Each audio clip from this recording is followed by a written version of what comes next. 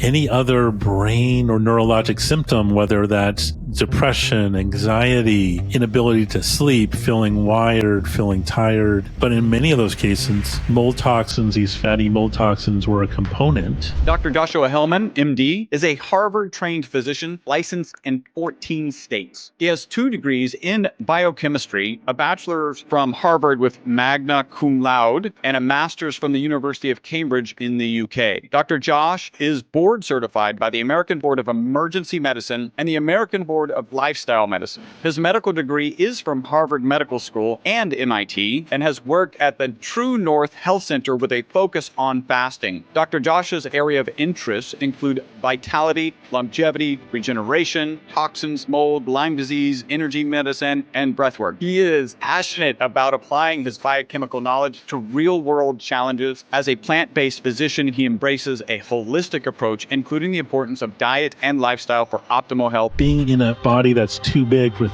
too much fat, the inflammation from the fat cells end up aging you prematurely. So when it comes to mold, you have to remember that. Hi, my name is Chris Burris. I'm a longevity expert and the chief scientist at a lab focused on a longevity molecule. My primary focus is to help people live longer and better lives with science. Make sure to subscribe and share so you and your friends can live longer and better, so you and your friends can live beyond the norms. Hi, and welcome to the next talk on Uncovering the Secrets of Longevity Live Beyond the Norms Health Summit. One of the biggest voices for longevity out there is Dave Asprey, who has stated that he plans on living until age 180. And Dave's story, if you've read his book, starts with him living in an old body. That's his, as he describes it, only to find out that toxic mold was significantly and negatively impacting his health. Longevity is not only about optimizing our health, but it's also about protecting our physiology from negative inputs like toxins, mold, heavy metals, so-called forever chemicals. Our next expert is going to help us navigate our way around toxins. Dr. Joshua Helman, MD, is a Harvard-trained physician licensed in 14 states. He has 2 degrees in biochemistry, a bachelor's from Harvard with magna cum laude, and a master's from the University of Cambridge in the UK. Dr. Josh is board certified by the American Board of Emergency Medicine and the American Board of Lifestyle Medicine. His medical degree is from Harvard Medical School and MIT. That's kind of cool. He is the former medical director of the Hippocrates Health Institute, and has worked, I need to work on my Greek, right? And has worked at the True North Health Center with a focus on fasting.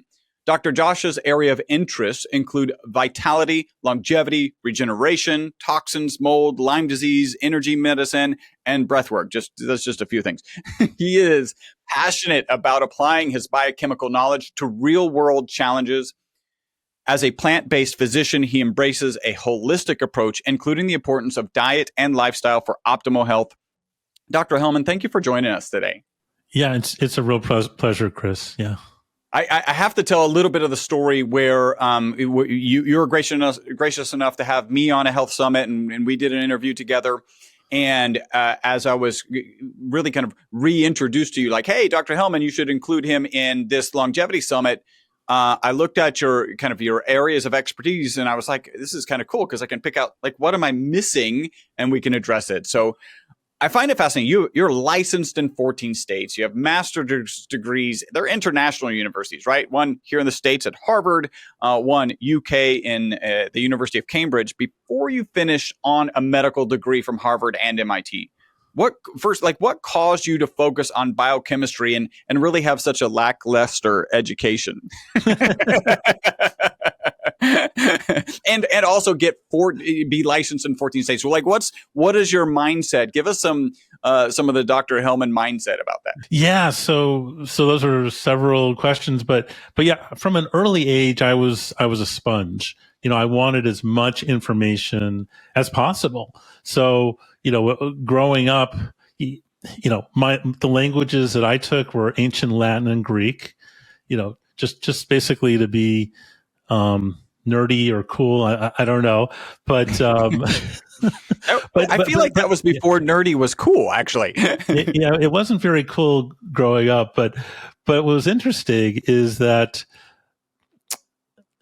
I now think of biochemistry as a language, right? So we have languages, like we're talking in English, we're communicating that way.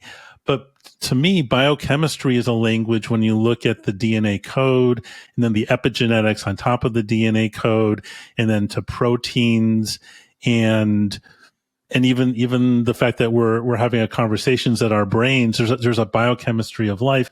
And the cool things, just like, language changes slowly, biochemistry, what I learned 40 years ago hasn't really 30, 40 years ago hasn't really changed much. So I've been thinking about these issues for a very long time. To answer your other question, how did I end up getting licensed in 14 states? I worked in emergency rooms on a temporary basis and basically wanted to find lots of places around the country and see the country and, be in busy cities and rural areas. I like variety, and I think that's stood me well in terms of trying to learn and help my patients and myself, is to try to take facts and information from lots of different areas and then bring it together. And like you said, I have some expertise in areas that most of your longevity experts, haven't really considered. And, and that's actually my goal, is to make toxins one of the important things that people think about when they think about longevity. And because we'll get to that, but toxins, fast forward, the conclusion is toxins age you prematurely. And that's why we should talk about them. Yeah, that's awesome. What you're describing, I had an experience when I was in college. I got to see Dr. Linus Pauling. He's a 2-time Nobel Prize winner. And one of the things that was fascinating about him was a lot of his great discoveries. I didn't really get into patents, but like how he has helped society was the fact that he had, I think he had a PhD in biology and a PhD in chemistry, because I think biochemistry didn't exist at the time, and it was the crossover of those. And now in my kind of undergraduate mindset, I was like, well, then I shouldn't pursue a PhD, but I missed the point that he had a PhD in 2 different fields, right? Like that actually could have been important and just wasn't the path for me. But yeah, I think it's when your interdisciplinary skills really come to bear on a particular subject, you can actually have some significant impact. All right. So how do you see toxins impacting longevity? In a negative way. I think that toxins, unfortunately, age us prematurely. So, and it doesn't really matter what type of toxin you're talking about. You can be talking about forever chemicals. You can be talking about heavy metals. You can be talking about mold toxins, the fatty mold toxins. You could be talking about highly processed foods with added salt, oil, and sugar that aren't good for you. Frankly, you could talk about being overweight or obese, which is, 2/3 of our Western society here in this country, and in the United States at least, are overweight or obese. And we now know that being in a body that's too big with, too much fat, the inflammation from the fat cells end up aging you prematurely. So you mentioned a number of toxins, and what would you say are the ones you need to be? I mean, part of the answer is, well, the ones you've been exposed to, right? But what are the ones that are maybe kind of we're less aware that we might have been exposed, and we need to be on our radar? I would say one big one you alluded to is the mold toxins, the fatty mold toxins.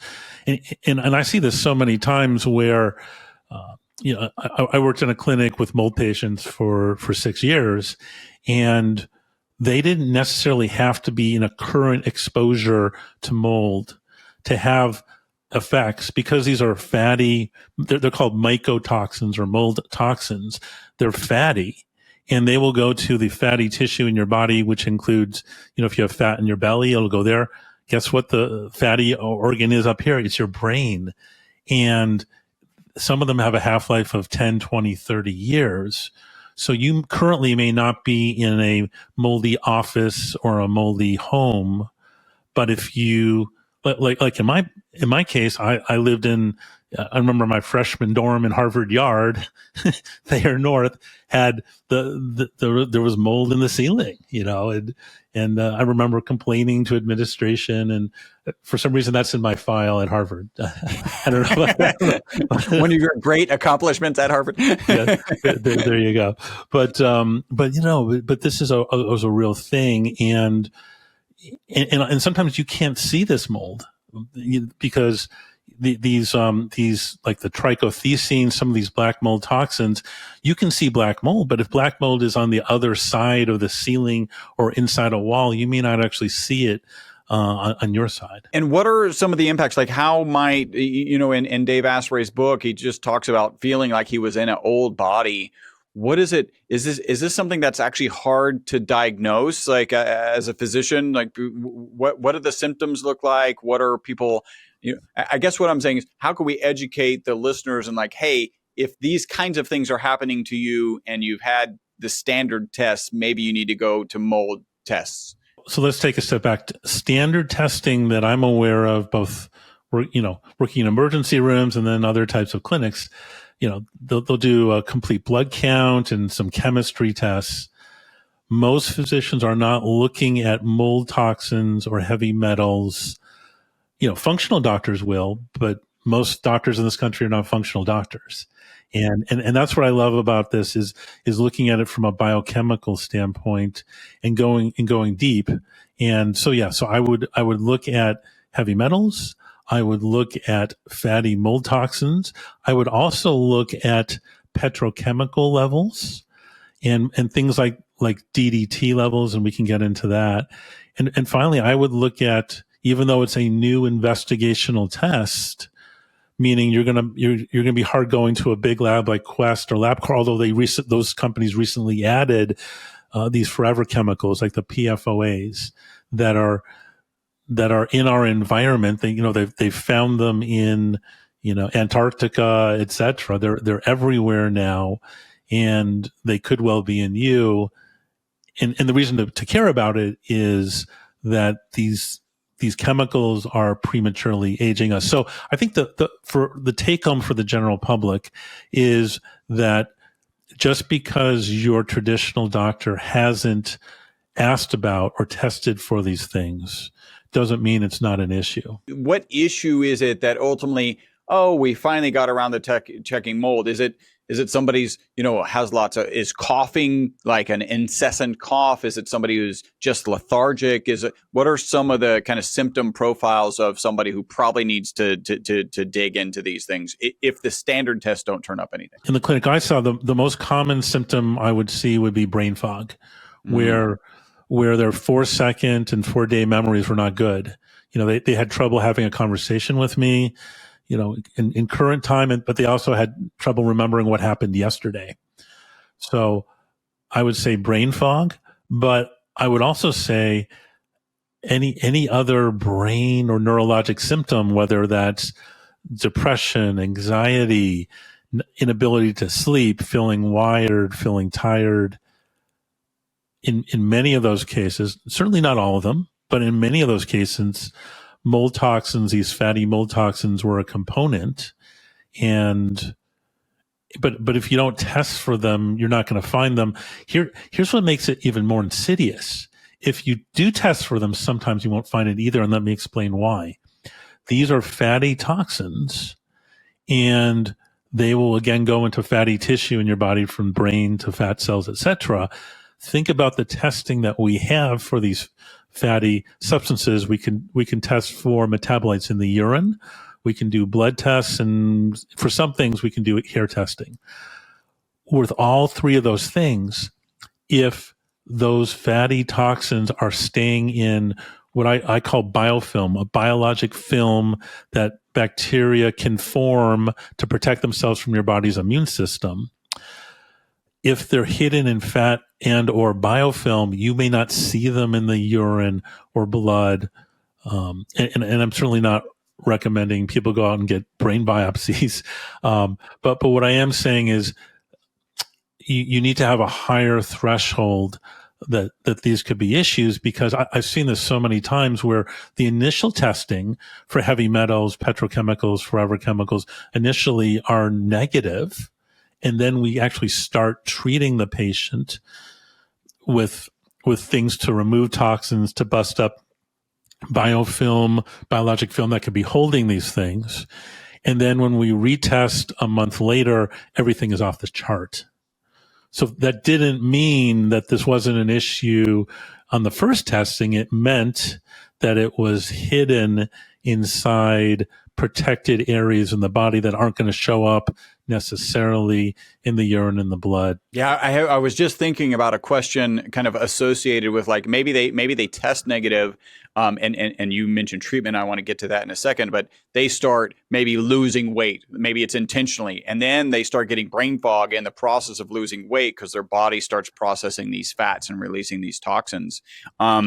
And you're just kind of describing the same thing. What are the kind of standard treatments? What are you doing when you're addressing, and maybe it's similar to mold, heavy metals, the forever chemicals, like what are the kind of standard processes? It really depends on the toxin. And when you say standard, I mean, sure, I can tell you the standard things I'm used to, but I mean, just understand that the conversation we're having right now is not, you go to your typical family doctor, they're going to be like, I don't know what you're talking about.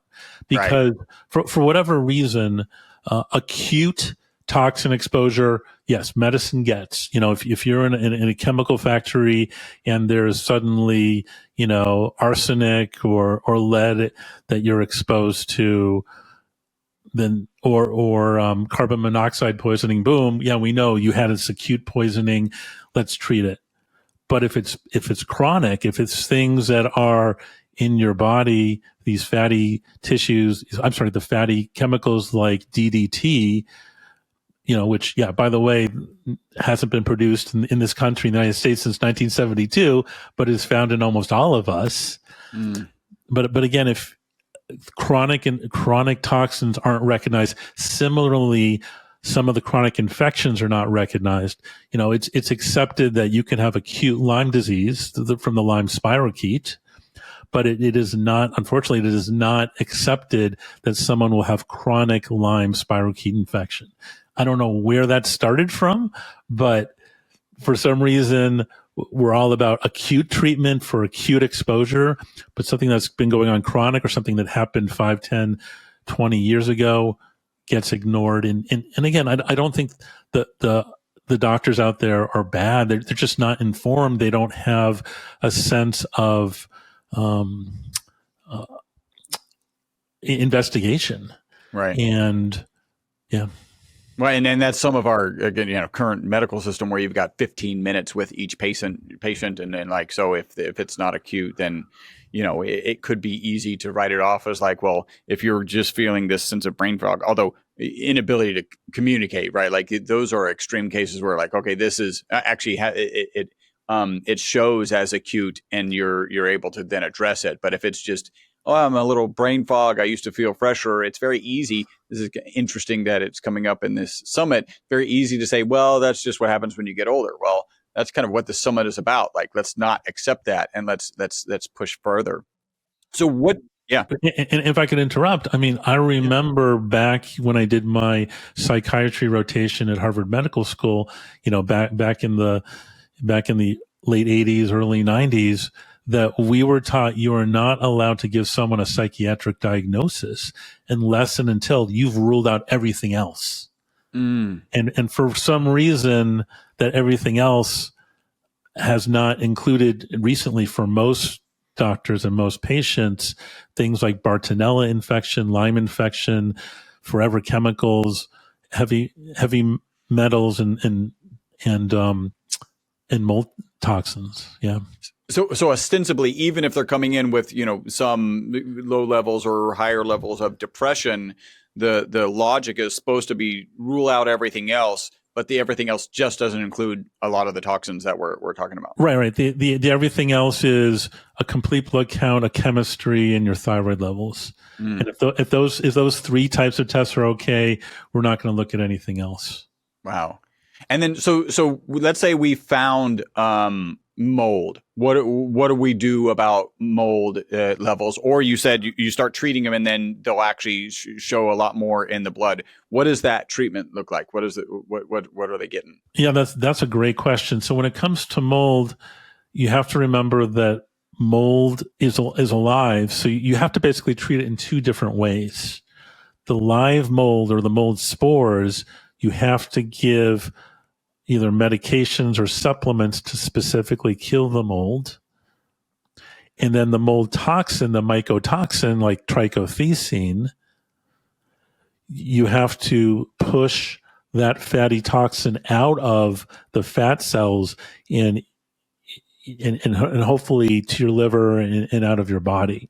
So those are two different approaches. And I would tell you, I would highly recommend that people with their physician do the work on the toxin before going after the live mold spores. And I'll tell you why is once you start killing mold or any other organism in your body, that process, the mold is going to basically break up and release all the other toxins involved. And so for safety reasons, I would recommend doing detoxification first before trying to kill the mold. Does that make sense? Yeah. Well, yeah, you could, I mean, if you flood your body's already kind of managing a toxic load and now you're killing off these things.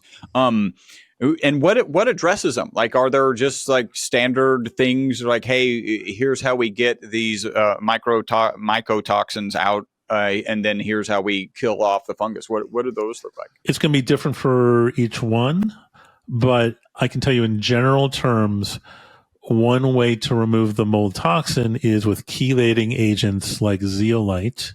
To actually kill the mold spores, there are antifungals. There are prescription drugs like diflucan and azithromycin. There are also essential oils that, whether like tea tree, that will go after spores or mold specifically. But it's going to be different for each type of organism or toxin, and it's going to be different for each person. So I think this should be personalized. And zeolite, I had the impression, does that actually get into our system? I didn't know that it could get, through the stomach, and I thought it was more of like cleaning up in the stomach. Yeah, so there are two different forms that zeolite's given. You're exactly right. Sometimes zeolite is given orally, and that's the way I recommend initially. And it's a binding agent that will basically try to bind to anything in the gut as it moves through. Then there are also zeolite drops that you could put under the tongue, so sublingual, and then that will get absorbed to the bloodstream, and then from the blood it will get delivered to the liver and kidneys and be excreted that way. But I'm a fan of doing oral zeolite before doing sublingual, just because when you're taking these toxins that are now bound to zeolite and through the kidneys, I always worry that you could be doing some kidney damage through that blood pathway. That's why I like to go through the gut first, and that's why I recommend you do this. You don't try to do this on your own. I don't want to see people there with problems with their liver or kidneys because they over detox. They try to detoxify too quickly.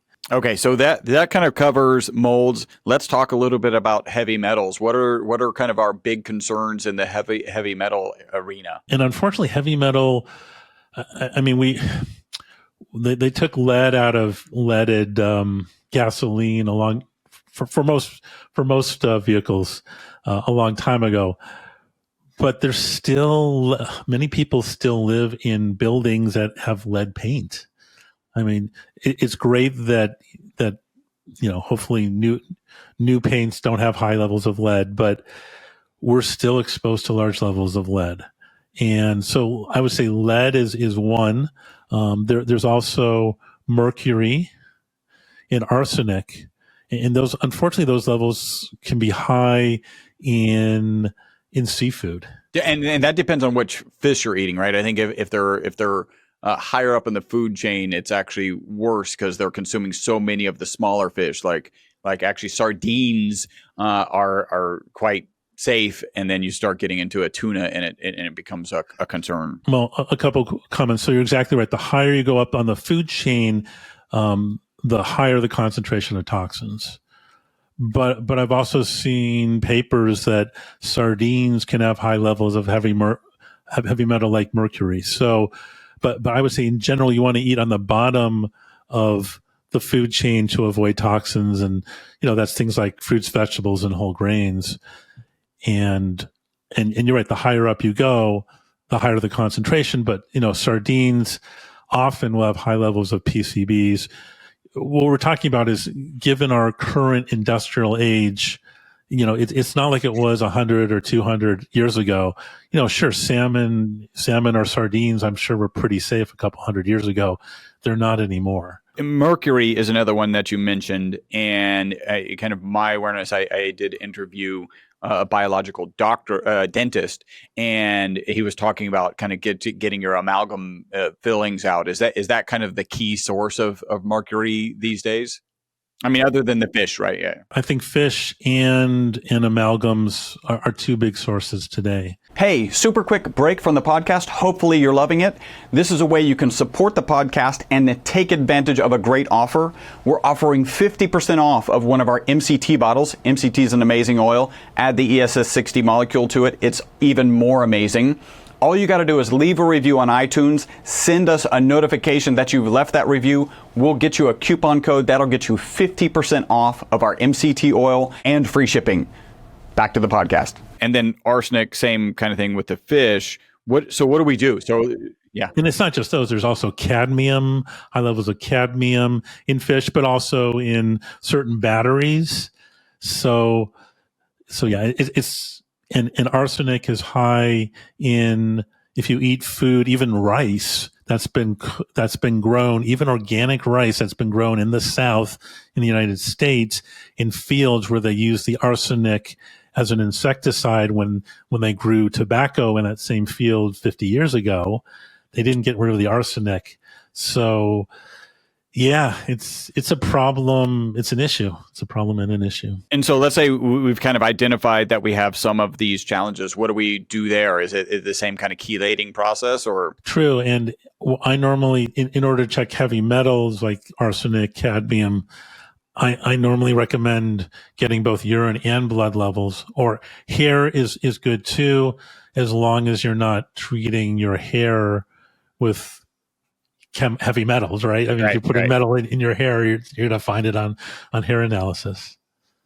Okay, so you're looking at in urine, in blood, and potentially hair, and then is it the same zeolite that you tend to kind of manage, or is that one of the solutions? That would be one. I mean, there are other binding agents out there like activated charcoal, but let's just be clear. If you have toxic levels of lead, I mean, very high levels of toxins of lead or mercury, I recommend IV chelation.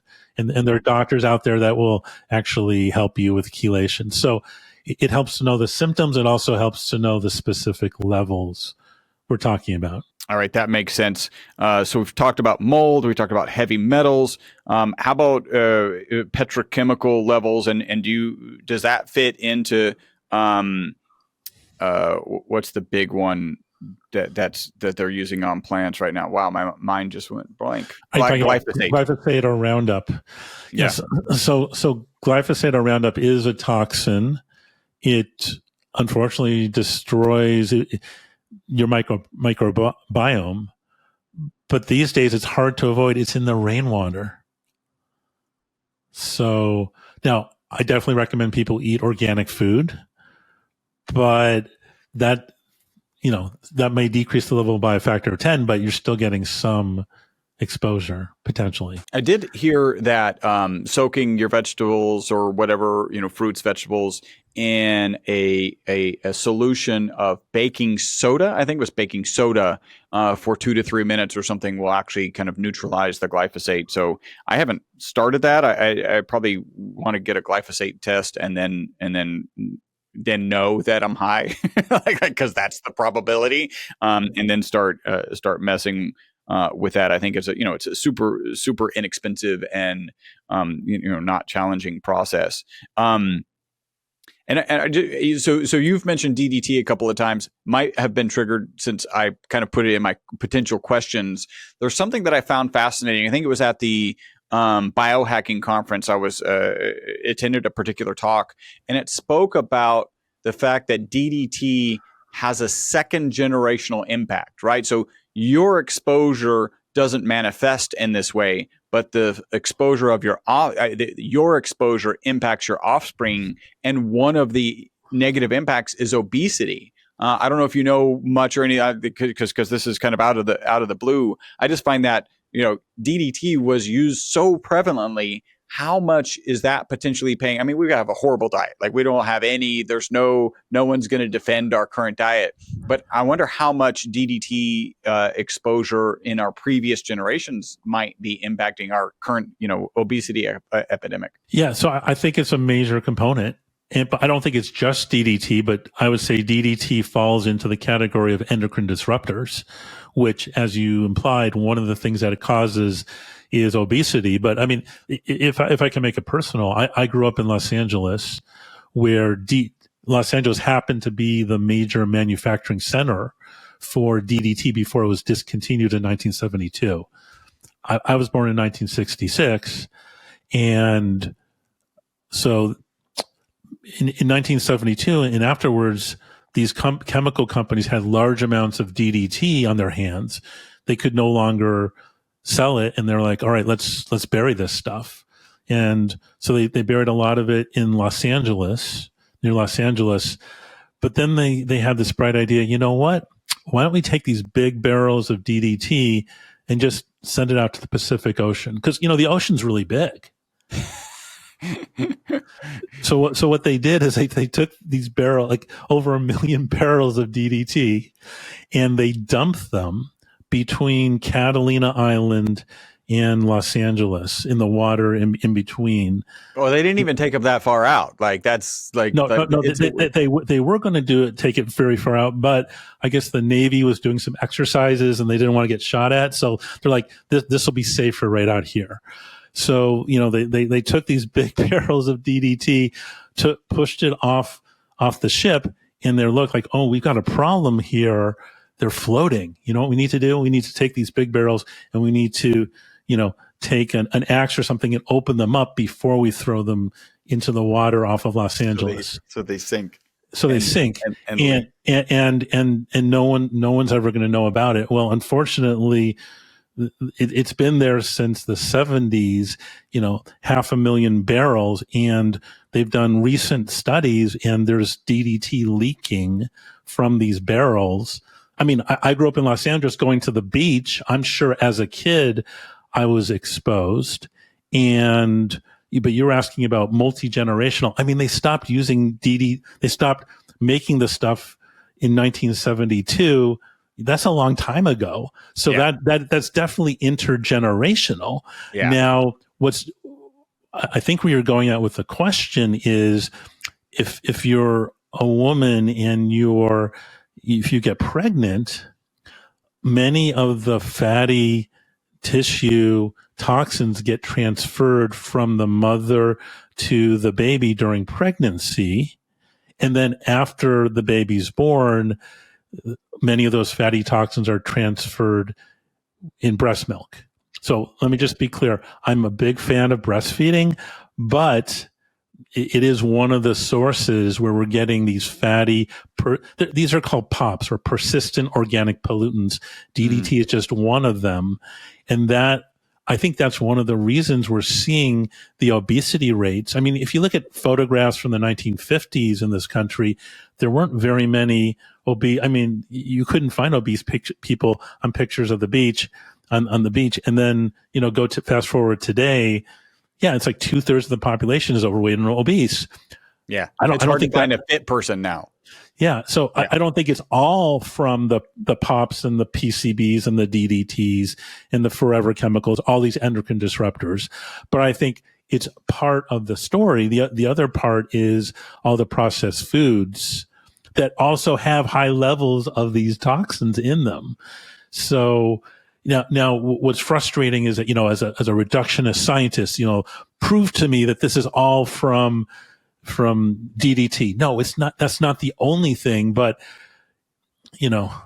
for myself, growing up in Los Angeles, I'm sure I had a very large exposure to DDT, and yes, found it when I tested myself from my urine levels. Yeah. Is DDT something that you can detox from? Is that, the same kinds of processes will help reduce the DDT levels? It is, but it's controversial because you have a fatty substance here. What I found is that IV phosphatidylcholine is able to push some of these fatty toxins like DDT out of fat cells and into the urine away. But I can't show you a paper on this. I don't think this has been published yet. And I wish there's more research going into, we all have large amounts of these plastics. What I've read from some of the studies that the average American every week eats the equivalent amount of plastic in a credit card in their diet. And many of those plastics are endocrine disruptors. So this is not just intergenerational. Oh yeah, I was exposed to these things when I was, in utero or when I was breastfeeding. No. Much of this is also exposure in our so-called modern society where everything is wrapped and cooked in plastic, which plastic is not a health food. just for the record, plastic is not a health food. It sure is convenient, but it's not.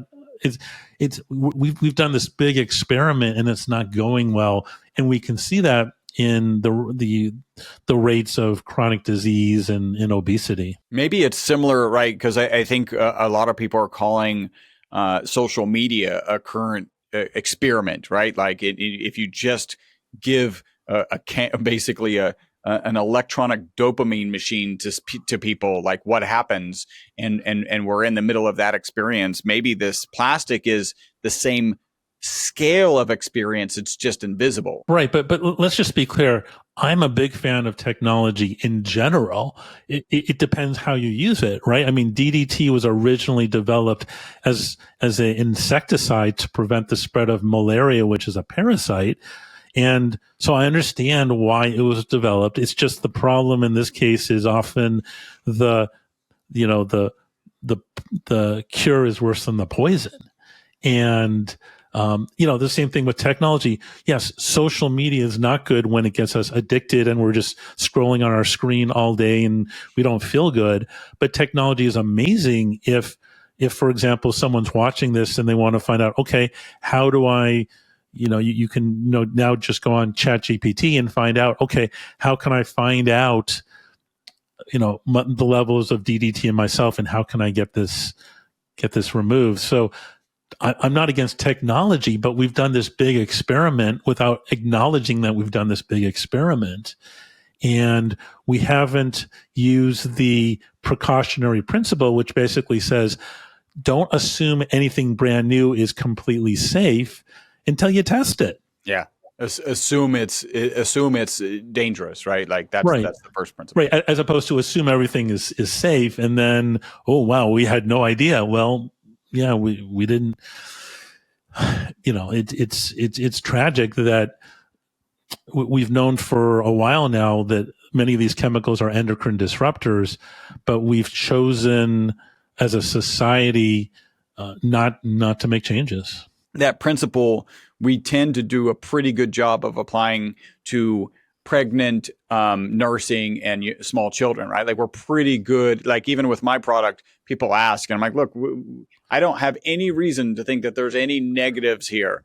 But the prudent thing is if you're pregnant or nursing or you're a small child, then you shouldn't be taking this because we just don't have enough data. I think we're pretty good there. We need to be better at a larger scale. Well, Chris, with respect, I don't think we're anywhere near where we need to be, because if you look at in America, the average pregnant woman is using personal care products that have high levels of these endocrine disruptors, PCBs, plastics, etc. So even some of the personal care products need the labeling of do not use if you're pregnant, nursing, or small child. Right. The assumption, the precautionary principle hasn't applied. It's, well, if it's for sale, it must be safe.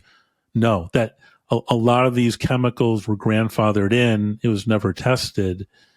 And yeah, I think we're seeing the results of it. It sounds like no matter how good a job we are doing eating organic food and eating, farm raised, and even the definition of a free range chicken is just crazy. And I don't know if you know this, but you can have a barn of chickens, and as long as one door is open for 15 minutes, they're all free range chicken. And I kind of hearken that to like, Bob, the chicken in the back, doesn't even know the door exists or that it was ever open, right? So how is that a free range chicken? But let's just say that definition wasn't so skewed. We're trying to do all these good things, but the reality is it's ubiquitous, right? Whether it's plastic, whether it's, old leaking DDT.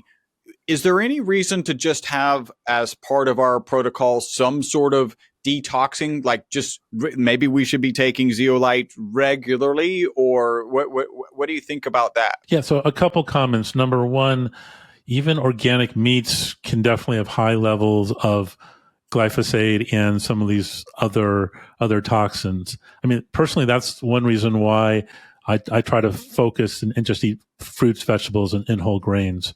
And yes, I know there are people out there that say, beans have lectins, they have toxins. Yeah, soak them before you eat them. Yeah. So there's that piece. But the other piece is I'm going to recommend people also consider another supplement to improve their detoxification pathway, specifically N-acetylcysteine is a supplement that people can take that will increase their glutathione levels. Glutathione is the master detoxifier.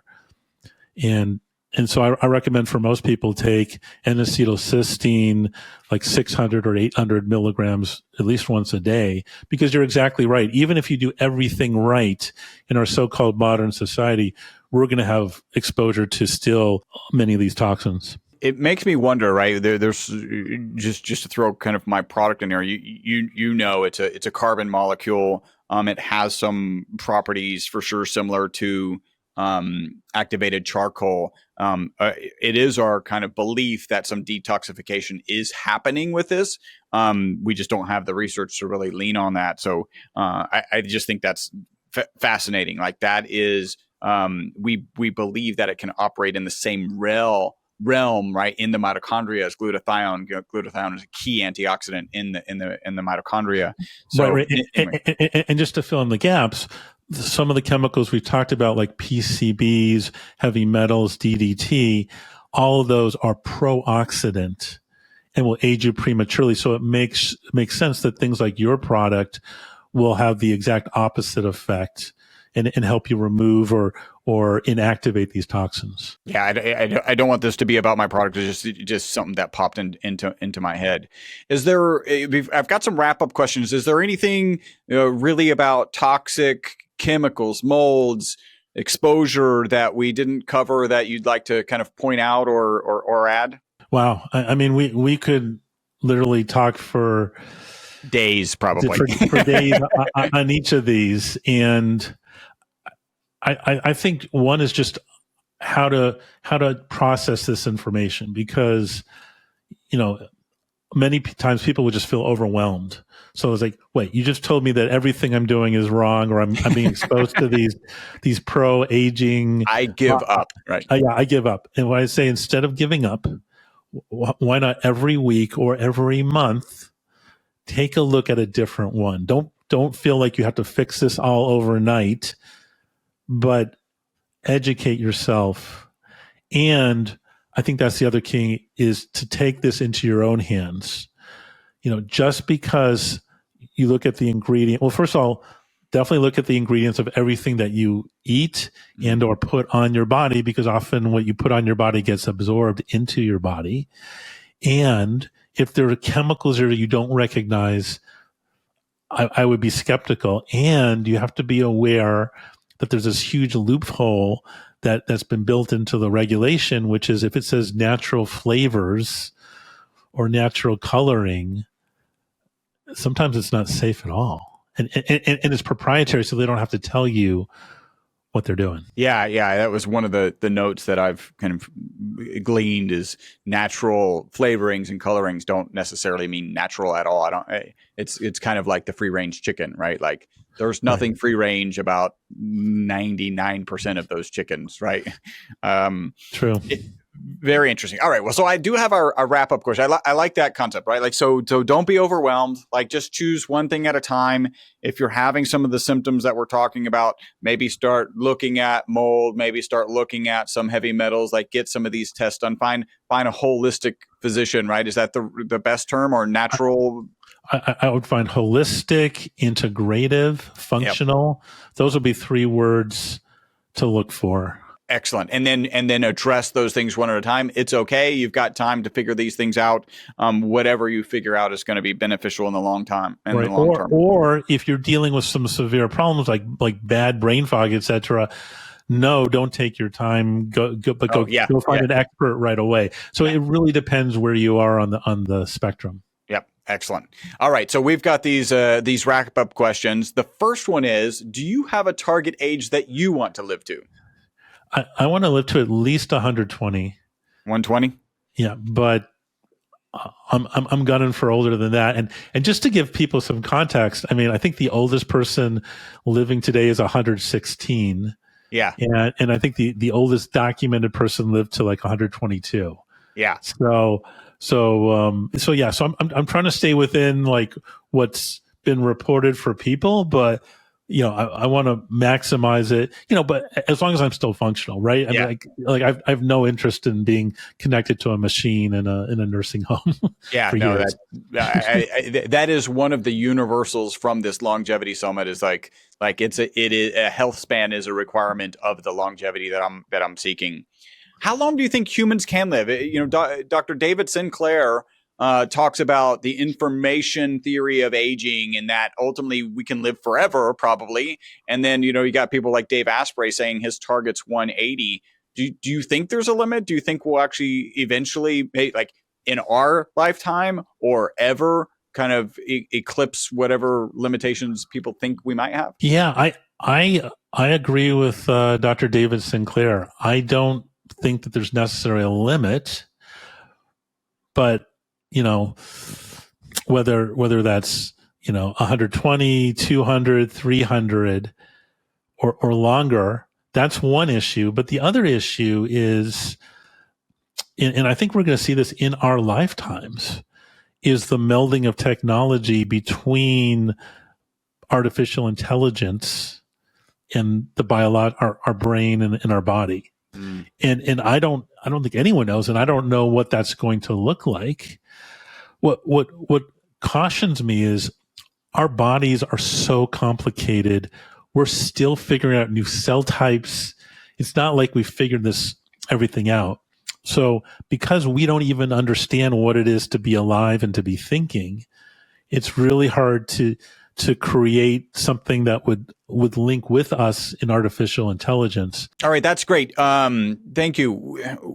So next, what are 2 to 3 protocols, habits, mindsets, we'll call them shortcuts because everybody likes shortcuts, to longevity or a long health span that you would share? Yeah, so let me give you 2 habits and 2 supplements that I like for longevity.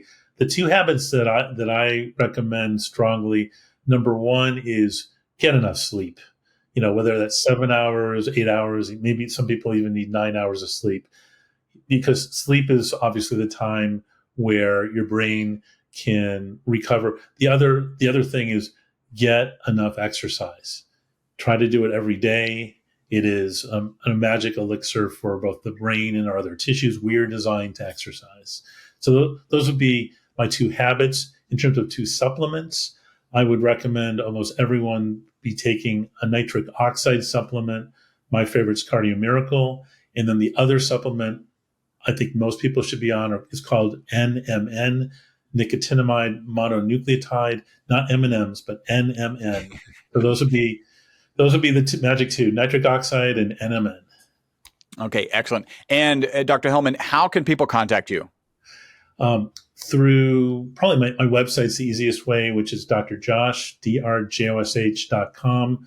And my email address is simply drjosh@drjosh.com, drjosh@drjosh.com. Excellent. And last question, what in the near future are you excited about? Yeah, I'm really excited about the exponential growth and developments in both the longevity space and then also in the artificial intelligence, machine learning space. And yeah, so I'm really excited to watch as both of those grow exponentially. And as I mentioned, I think they're going to actually converge at some point in our lifetime. I don't know if that's 10 years from now or 50 years from now, but it's exciting to watch. There's a quote that I like, which is, if you're uncomfortable with the rate of change today, don't worry, it'll never be slower than it is today. Like the rate of change is going to be faster tomorrow and the next day and the next day and the next day. Yeah, no, I think that's exactly right. And I think to get some perspective, if we compare what it's like just today compared to when we were born. Yeah. And I think that rate is going to continue to accelerate and it's exciting. And I view our job as not only to push it there, but make sure things make sense and it's for positive, for these new technologies get used for the positive side. All right, excellent. So you can reach him at drjosh.com. That's drjosh.com. His email is drjosh@drjosh.com. Same spelling. Dr. Helman, thank you so much for joining us today. Hey, Chris, this was a pleasure, and let's do this again sometime. I hope you enjoyed this episode of the Live Beyond the Norms podcast. Make sure to subscribe and follow. Also, make sure not to be that guy, the guy sharing this podcast with people who are not interested in living beyond the norms. If you would like to learn more about the ESS60 molecule, the molecule responsible for the single longest longevity experimental result on mammals in history, a full 90% extension of life, visit myvitalc.com. That's myvitalc as in carbon.com.